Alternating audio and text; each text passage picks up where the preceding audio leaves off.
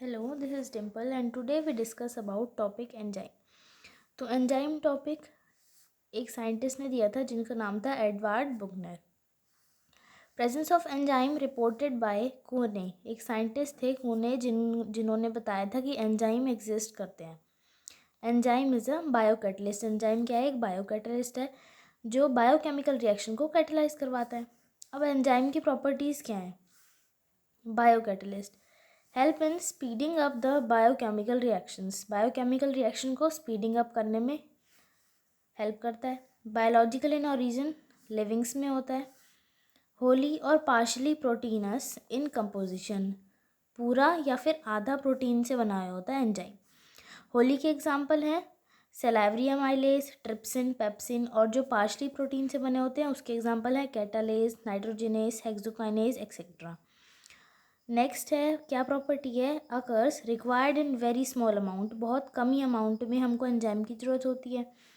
Intracellular in action, endo enzyme acts in the cell, मतलब कि ये कहाँ पे एक्ट करते हैं? सेल में एक्ट करते हैं, जिसका एग्जांपल है रेस्पिरेटरी एंजाइम्स। नेक्स्ट है एक्सो एंजाइम्स, जो कहाँ करेंगे? सेल के बाहर एक्ट करेंगे। Extra cellular acts out of the cell, जिसका एग्जांपल है ट्रिप्सिन, पेप्सिन, अमाइलेसिस, मतलब कि सारे डाइजेस्टिव एंजाइम हैं वो हमारे किस में आएंगे? एक्सो एंजाइम्स में आएंगे।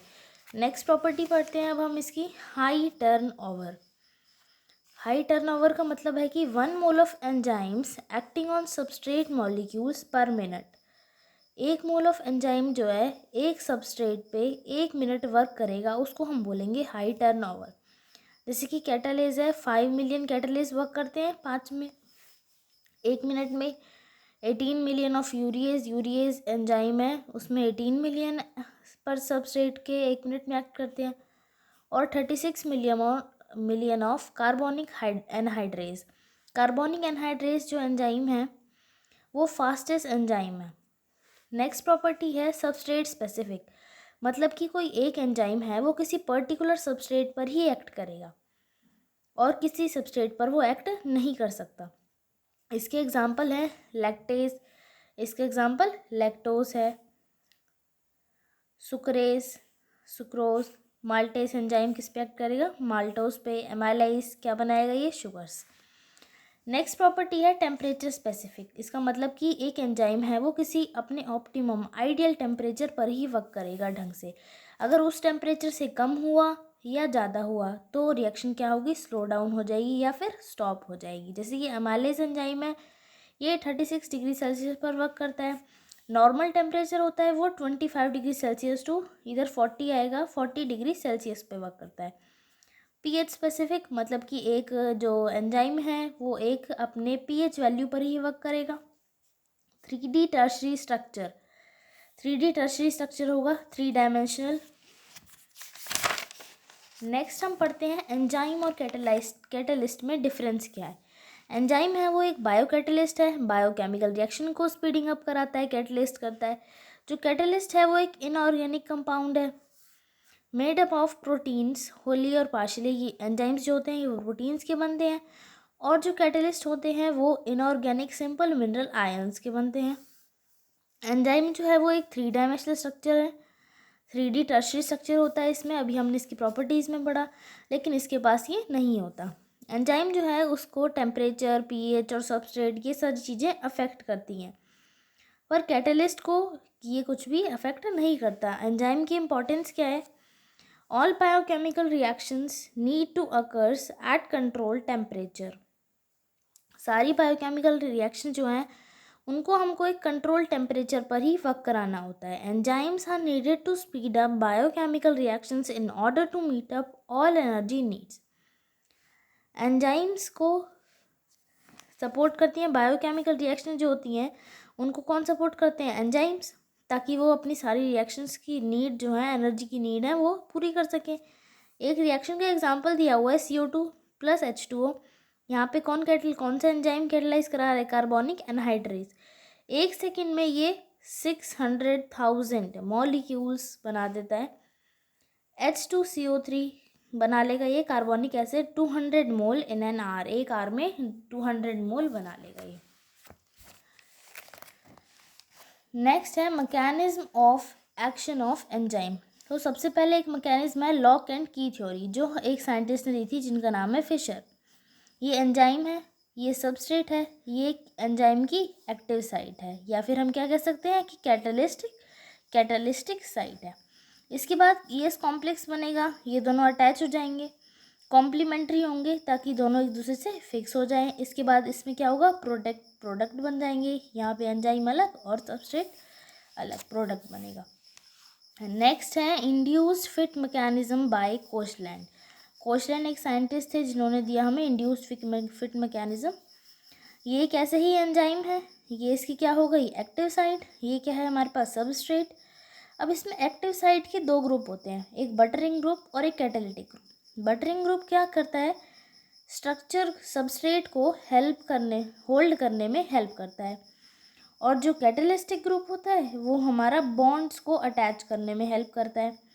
उन बॉन्ड्स को अटैच करने में हेल्प करता है जो ब्रेक होने वाले हैं या फिर ऐड होने वाले हैं किसी और चीज़ के साथ। ठीक है, इसके बाद ये जो होल्ड करने में हेल्प कर रहा है ये कन्फर्मेशन में चेंज हो जाएगा अपने इसके अकॉर्डिंग, सबस्ट्रेट की शेप के अकॉर्डिंग एंजाइम अपनी शेप चेंज कर लेगा, जिसको हम बोलेंगे चेंज इन कन्फर्मेशन। देखिए ES कॉम्प्लेक्स बन रहा है यहाँ पर। नेक्स्ट हमारे पास है Michaelis constant mechanism. Michaelis constant mechanism, ये एनर्जी है, ये रेट ऑफ रिएक्शन है, ये ग्राफ दिख रहा होगा, ये इनिशियल स्टेट है इसकी, यहाँ से ये ट्रांजिशन स्टेट है, जिस पे ऑप्टिमम वैल्यू पे वर्क करता है वो उसकी ट्रांजिशन स्टेट होती है। ये वाली जो है, ये जो ऊपर वाली लाइन जा रही है, इसमें एक्टिवेशन एनर्जी है, वो एक अनकैटेलाइज रिएक्शन है, इसमें कोई एंजाइम जो है उसको कैटेलाइज नहीं कर रहा, और जो दूसरी वाली है उसको एंजाइम कैटेलाइज कर रहे हैं। तो उसमें क्या होगा, प्रोडक्ट फॉर्म हो रहा है इसमें, और ये फाइनल स्टेट है। Catalyse reaction is a fast reaction. Catalyse reaction जो है वो एक फास्ट रिएक्शन है। देखिए ये इससे काफ़ी जल्दी हो रही है। एक्टिवेशन एनर्जी क्या होता है, the amount required by 1 mole of substrate to change them in reactive state. एक ऐसी अमाउंट जो 1 मोल सबस्ट्रेट के 1 मोल को रिक्वायर होती है ताकि वो रिएक्टिव स्टेट से चेंज कर सके। When amount of activation energy decrease, जब एक्टिवेशन एनर्जी की अमाउंट डिक्रीज हो जाएगी तो रेट ऑफ रिएक्शन इंक्रीज हो जाएगा। रेट ऑफ रिएक्शन क्या हो जाएगा, तब इंक्रीज हो जाएगा। Factors affecting enzyme activity, 3 factor affect करते हैं इसको, टेम्परेचर, pH और सबस्ट्रेट। सबसे पहले हम टेम्परेचर के बारे में पढ़ते हैं। A particular enzyme acts on it's specific ideal optimum temperature. किसी एक एंजाइम का एक स्पेसिफिक आइडियल या ऑप्टिमम टेम्परेचर होता है जिस पे वो वर्क करता है। नॉर्मल टेम्परेचर क्या होता है, ये मैंने पहले भी बताया था, 25 degree Celsius to 40 degree Celsius is the normal temperature. एक एंजाइम है सलाइवरी अमाइलेज, जिसका नॉर्मल टेम्परेचर क्या है, 37 डिग्री सेल्सियस। 37 डिग्री सेल्सियस पे वो सबसे ज़्यादा वर्क करेगा, लेकिन अगर वो 36 डिग्री सेल्सियस हो गया या फिर वो 38 डिग्री सेल्सियस हो गया तो एंजाइम जो रिएक्शन है वो स्लो डाउन हो जाएगी। टेम्परेचर कोफिशिएंट क्या होता है, when rate of reaction and activity of enzyme increase, जब रिएक्शन का रेट और एंजाइम की एक्टिविटीज़ दोनों इंक्रीज हो जाएं, then we called it temperature coefficient. After every 10 degree Celsius enzyme activity will be double, Q 10⁻²। हर 10 डिग्री सेल्सियस के बाद एंजाइम की एक्टिविटी जो है वो क्या हो जाती है, डबल हो जाती है। Mostly enzymes are thermolabile. Enzyme कैसे होते हैं, थर्मोलेबाइल होते हैं। थर्मोलेबाइल का मतलब है कि वो अपनी changes in activity of enzyme with change in temperature, temperature के हिसाब से एंजाइम की एक्टिविटी भी चेंज हो जाती है, उनको हम क्या बोलते हैं, थर्मोलेबाइल बोलते हैं। अगर एंजाइम ज़्यादा होगा तो वो अपना टर्शियरी स्ट्रक्चर लूज़ कर देंगे। क्या है कि अगर एंजाइम ज़्यादा होगा तो वो अपना टर्शियरी स्ट्रक्चर लूज़ कर देंगे। ब्रेकिंग ऑफ, इसके बाद है डीनेचुरेशन, एक प्रॉपर्टी होती है इन्हीं की। तो उसमें क्या होगा, H बॉन्ड्स और आयनिक बॉन्ड्स का ब्रेक डाउन होगा। नेक्स्ट है हमारे पास टर्म थर्मोस्टेबल, जब हाई टेम्परेचर होगा और जो एंजाइम है वो डीनेचर नहीं होगा और अपना स्ट्रक्चर भी चेंज नहीं करेगा। क्या होगा, हाई टेम्परेचर होगा और ना वो डीनेचर होएगा और ना ही अपना स्ट्रक्चर में चेंज लाएगा, जिसका एग्जांपल है पॉलीमरेज। ये जो है ये थर्मोपैलिक ऑर्गेनिज्म में पाए जाते हैं। थर्मोस्टेबल किस में पाए जाते हैं? थर्मोपैलिक ऑर्गेनिज्म, मतलब कि जो बहुत ही ज़्यादा अलग एनवायरनमेंट में रहते हैं, बहुत ही ज़्यादा गर्म हो या फिर बहुत ही ज़्यादा हाई टेम्परेचर जिसको हम कह सकते हैं, जैसे कि हॉट स्प्रिंग्स है, हाइड्रोथर्मल सी वेंट्स है जिसका टेम्परेचर 90 डिग्री और 100 डिग्री सेल्सियस से ज़्यादा होता है। नेक्स्ट हमारा टॉपिक है पीएच। पीएच भी बिल्कुल टेम्परेचर की तरह सेम है। इसके एग्जांपल्स कुछ दे रखे हैं। एक एंजाइम का नेम है सलाइवरी एमाइलेज जिसका पीएच क्या है? 6.8। अब पीएच भी एसिडिक भी हो सकता है, बेसिक भी हो सकता है और न्यूट्रल भी हो सकता है। हर एंजाइम का अपना एक सब ऑप्टिमम स्पेसिफिक पीएच होगा जिस पर वो वर्क करेगा। अब कह रहा है कि अगर सिलाइवरी एमाइलेज को स्टार्च मिल गया और वो अपने ऑप्टिमम पीएच वैल्यू पर हुआ तो वो वहाँ पे क्या करेगा? सबसे ज़्यादा वर्क उसी टाइम पे करेगा। एक एग्जांपल है पेप्सिन। पेप्सिन का पीएच होता है 1.2, highly acidic. Trypsin 8.8 pH, basic. यूरिएस, catalase, ये एंजाइम है, इनका पीएच होता है 7, इसका मतलब न्यूट्रल। आगे हम पढ़ते हैं सबस्ट्रेट कंसंट्रेशन, तीसरा फैक्टर जिसपे हमारा एंजाइम डिपेंड करता है। ये इसका ग्राफ देख रहे हैं, ये रेट ऑफ रिएक्शन है, ये सबस्ट्रेट है। यहाँ पर वी मैक्स होगा, मतलब सबसे ज़्यादा इसी स्टेट में होगा। सबस्ट्रेट कंसंट्रेशन अगर इंक्रीज़ हो जाती है तो एक्टिविटी ऑफ एंजाइम भी इंक्रीज़ हो जाएगी और रेट ऑफ रिएक्शन भी इंक्रीज़ हो जाएगा। अगर सबस्ट्रेट की कंसंट्रेशन इंक्रीज़ तो एंजाइम की एक्टिविटी भी इंक्रीज़, और एंजाइम की एक्टिविटी अगर इंक्रीज़ हो गई तो रेट ऑफ रिएक्शन तो अपने आप ही इंक्रीज़ हो ही जाना है। सैचुरेशन पॉइंट होता है जहाँ पर ऑप्टिमम आइडियल होता है सबस्ट्रेट, ये वी मैक्स, यहाँ पे ये सैचुरेशन पॉइंट ही है। When rate of reaction is half of the V max, जब वी मैक्स की half of rate of reaction जो है हाफ हो जाएगा तो वी मैक्स हाफ, तो ये क्या है? माइकल्स कांस्टेंट है। क्या है ये? Michaels constant. नेक्स्ट है हमारे पास इनहिबिटर। इनहिबिटर क्या करते हैं? रिएक्शन को स्लो डाउन करा देते हैं। इस प्रोसेस को हम इनहिबिशन बोलते हैं। इनहिबिटर्स के अब दो टाइप होते हैं, कॉम्पिटिटिव इनहिबिटर और non competitive inhibitor. Competitive inhibitor वो होते हैं which have same resemblance as substrate. Resemblance का मतलब है कि उनका शेप, उनका साइज, उनका केमिकल स्ट्रक्चर जो है उन इनहिबिटर्स का सबस्ट्रेट के बिल्कुल सेम ही होगा। और नॉन कॉम्पिटिटिव में उनका शेप है, साइज है, स्ट्रक्चर है, वो सेम नहीं होगा सबस्ट्रेट के जैसा।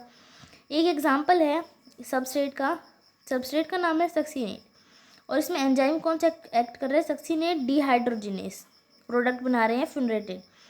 मेलेट इसमें एक इनहिबिटर है, बिल्कुल उसकी सेम सक्सीनेट सबस्ट्रेट की तरह बिल्कुल सेम है, एक कॉम्पिटिटिव इनहिबिटर है। अगर इन दोनों में से जिसकी कॉम्प्लेक्सिटी ज़्यादा होगी तो वही इसके साथ जाके रिएक्ट करेगा एंजाइम के साथ जाके और प्रोडक्ट बना लेगा। ये एंजाइम है, ये इसकी एक्टिव साइट, ये इनहिबिटर क्या करेगा? इस एक्टिव साइट को छोड़ के कहीं भी अटैच हो सकता है, एक्टिव साइट को छोड़ के कहीं भी अटैच हो सकता है और उसमें प्रोडक्ट जो है वो नहीं बनेगा। कंजुगेटेड और हेटेरो कंपाउंड क्या होते हैं? प्रोटीन पार्ट को हम एपोएंजाइम बोलते हैं और नॉन प्रोटीन पार्ट को कोफैक्टर बोलते हैं। एंजाइम के दो पार्ट होते हैं हमारे, एक प्रोटीनस पार्ट और एक non protein part. Proteins part को हम क्या बोलेंगे? एपोएंजाइम, और नॉन प्रोटीनस पार्ट को हम बोलेंगे कोफैक्टर। अब इस कोफैक्टर के बारे में पढ़ते हैं कि ये होते क्या हैं। कोफैक्टर है ये हमारे 3 टाइप के होते हैं, प्रोस्थेटिक ग्रुप, कोएंजाइम और मेटेलिक आयंस। प्रोस्थेटिक ग्रुप वो होते हैं जो नेचर में ऑर्गेनिक होते हैं और एक्टिव साइट से टाइटली बाउंड होते हैं। ये हमारी एक्टिव साइट है, इससे ही टाइटली बाउंड होंगे। एक एग्जाम्पल है कैटालेज एक एंजाइम है और इसका प्रोस्थेटिक ग्रुप क्या है? हीम। ये क्या करेगा? Help in oxidising the hydro period and break it into O2 and H2। Oxidising करने में हेल्प करेगा इसकी, और इसको किस में तोड़ देगा? ऑक्सीजन में और हाइड्रोजन में। अब नेक्स्ट क्या टाइप है कोफैक्टर्स का? कोएंजाइम्स भी ऑर्गेनिक कंपाउंड होते हैं सेम एज प्रोस्थेटिक ग्रुप, पर इसमें एक डिफरेंस होता है कि ये तभी ही एक्टिव साइट से बाउंड होते हैं जब रिएक्शन चल रही होती है, जब रिएक्शन अपने ऑप्टिमम टेम्परेचर पर हो, अपने ट्रांजिशन स्टेट में हो, उसको हम क्या बोलेंगे? कोएंजाइम बोलेंगे। डेराइवेटिव ऑफ विटामिन के डेराइवेटिव होते हैं, एग्जांपल है FAD, फ्लैनिन एडेनिन डाइन्यूक्लियोटाइड। इसका क्या होता है, ये तो एग्जांपल है उसका क्या, एंजाइम का। राइबोफ्लैनिन इसका कोएंजाइम है, और ये किसके होता है, विटामिन B5 की डेरिवेटिव है। नेक्स्ट है NAD की फुल फॉर्म होती है निकोसियानामाइड एडेनिन डाइन्यूक्लियोटाइड। इसका कोफैक्टर क्या है, कोफैक्टर कह रही हूँ मैं यहाँ पे, कोएंजाइम क्या है हमारे पास, नियासिन, जिसका विटामिन B2 से डिराइव है ये। TPP थाइमिन पायरोफॉस्फेट, इसका विटामिन B1 से डिराइव है ये।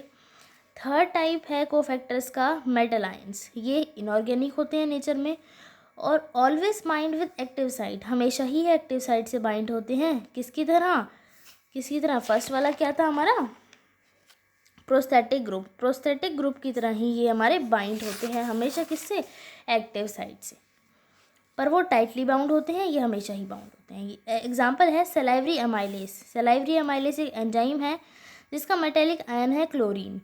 हेक्सोकाइनेस एक एग्जाम्पल है जिसका मेटेलिक आयन है मैग्नीशियम। नाइट्रोजिनेस एक एंजाइम है जिसका क्या है, मेटेलिक आयन क्या है, molybdenum MO। Classification of enzyme according to IOB system of classification. IOB क्या है, इंटरनेशनल यूनियन ऑफ बायोकेमिस्ट। तो सबसे पहले इसकी क्लासिफिकेशन के आधार पर 6 डिवीज़न है, ऑक्सीडो रिडक्टेसिस, ट्रांसफरेसिस, हाइड्रोलेसिस, लाइएसिस, आइसोमेरेसिस और लाइगेसिस। इन सब के बारे में हम डिटेल्स स्टडी करते हैं। ऑक्सीडो रिडक्टेस क्या होते हैं, जो रिडॉक्स रिएक्शन को कैटेलाइज कराएंगे, which add or remove hydrogen to or from substrate and catalyze the redox reaction। Redox reaction को कैटेलाइज कराते हैं और हाइड्रोजन को रिमूव भी कर सकते हैं और ऐड भी कर सकते हैं, किसमें, सबस्ट्रेट में। इथेनॉल एक सबस्ट्रेट है, इसमें क्या है, NAD जुड़ा। NAD की फुल फॉर्म क्या होती है, निकोसियानामाइड एडेनिन डाइन्यूक्लियोटाइड। इसमें एंजाइम एक्ट कैटेलाइज कर रहा है अल्कोहल डिहाइड्रोजिनेस, प्रोडक्ट बना हमारा एसिटल्डिहाइड प्लस NADH2 क्या है हमारा, डिहाइड्रेज बना है। नेक्स्ट टाइप है ट्रांसफरेसिस। ये ट्रांसफरेसिस क्या करेगा, फंक्शनल ग्रुप को एक प्लेस से दूसरे प्लेस तक ट्रांसफ़र कराने में हमारी हेल्प करेगा। एक एग्जांपल है ग्लूकोज प्लस ATP। एंजाइम कौन सा एक्ट करा रहा है, हेक्सोकाइनेस। इसमें क्या प्रोडक्ट बनेगा, glucose six phosphate plus ADP। Next type है hydrolysis which hydrolyse substrate with the help of H2O। H2O की हेल्प से हाइड्रोलाइज कराएगा किसको, सबस्ट्रेट को। जैसे कि माल्टोज है, इस पे कौन सा एंजाइम एक्ट करेगा, maltase enzyme. In the presence of H2 तो क्या बनेगा, ग्लूकोज बन जाएगा। नेक्स्ट है ligases which breaks cleave specific covalent bonds without water. जो किसी सबस्ट्रेट को कोवेलेंट बॉन्ड्स, जो सबस्ट्रेट में बॉन्ड्स होंगे कोवेलेंट बॉन्ड्स, उनको ब्रेक करेगा बिना वाटर के। कार्बन कार्बन का बॉन्ड, कार्बन ऑक्सीजन का बॉन्ड, कार्बन नाइट्रोजन का बॉन्ड हो, या कार्बन सल्फर का बॉन्ड हो, या फिर कार्बन के साथ हेलाइड्स का। हेलाइड्स कौन से होते हैं हमारे, हेलोजन वाले, फ्लोरीन, क्लोरीन एक्सेट्रा। ठीक है, एग्जाम्पल है इसका हिस्टाडिन एंजाइम। हिस्टाडिन है, इसमें एंजाइम एक्ट करेगा हिस्टाडिन डीकार्बोक्सिलेज। इसका प्रोडक्ट क्या बनेगा, histamine plus carbon dioxide. Next है हमारे पास आइसोमेरेज क्या करेगा, मॉलिक्यूल्स की शेप चेंज करेगा, किसमें, उनके आइसोमेरिज्म में। किसमें चेंज कर देगा उनकी शेप, आइसोमेरिज्म में। इसका एग्जांपल है ग्लूकोज 6-फॉस्फेट है, इसमें एंजाइम एक्ट करेगा फॉस्फोग्लाइको आइसोमेरेज। इसका प्रोडक्ट क्या बनेगा, fructose six phosphate. The last type is ligases. इसको हम क्या बोलते हैं, जॉइनिंग एंजाइम भी बोलते हैं, मॉलिक्यूलर ग्लू भी बोलते हैं, और बायोलॉजिकल ग्लू भी बोलते हैं। क्या बोलते हैं हम इसको, जॉइनिंग एंजाइम, मॉलिक्यूलर ग्लू और the biological glue. Cleave the ATP enzyme, cleave का मतलब क्या है, ब्रेक डाउन करना है। एटीपी एंजाइम को क्या करता है, ये ब्रेक डाउन करता है। और जो उनसे बची हुई एनर्जी निकली, the energy found by this it is used in catalyse of covalent bond formation. जो एटीपी एंजाइम को ब्रेक डाउन करने से जो एनर्जी निकली वो कोवेलेंट बॉन्ड की फॉर्मेशन को कैटालाइज करने में यूज़ कर देता है। कौन सा, कोफैक्टर। कोफैक्टर कह रही कौन सा एंजाइम, लाइगेसेस। एग्जाम्पल है pyruvic acid plus CO2, pyruvic acid और CO2, इसमें एंजाइम कौन सा लगेगा हमारा, पायरोवेट कार्बोक्सिलेज। एटीपी किस में ब्रेक डाउन हो रही है, एडीपी प्लस फॉस्फेट। फॉस्फेट क्या है हमारा, इनऑर्गेनिक कंपाउंड है। अब क्या किसकी चीज़ की फॉर्मेशन होगी, ऑक्जेलो एसिटिक एसिड OAA या फिर ऑक्जेलो एसीटेट। ठीक है, दोबारा बता देती हूँ मैं इस रिएक्शन को। पायरोविक एसिड है, इसमें कार्बन डाइऑक्साइड और ऐड किया, अब क्या होगा, ब्रेक डाउन तो होगा ही एनर्जी का, एटीपी का ब्रेक डाउन हुआ एडीपी और फॉस्फेट में। फॉस्फेट जो है हमारा इनऑर्गेनिक है, पायरोवेट कार्बोक्सिलेज एंजाइम इसमें एक्ट करा, तो किसका क्या प्रोडक्ट बना, OAA, इसका मतलब oxaloacetic acid and oxaloacetate. Thank you, like my video, share my video, and yes, don't forget to subscribe my channel. Thank you.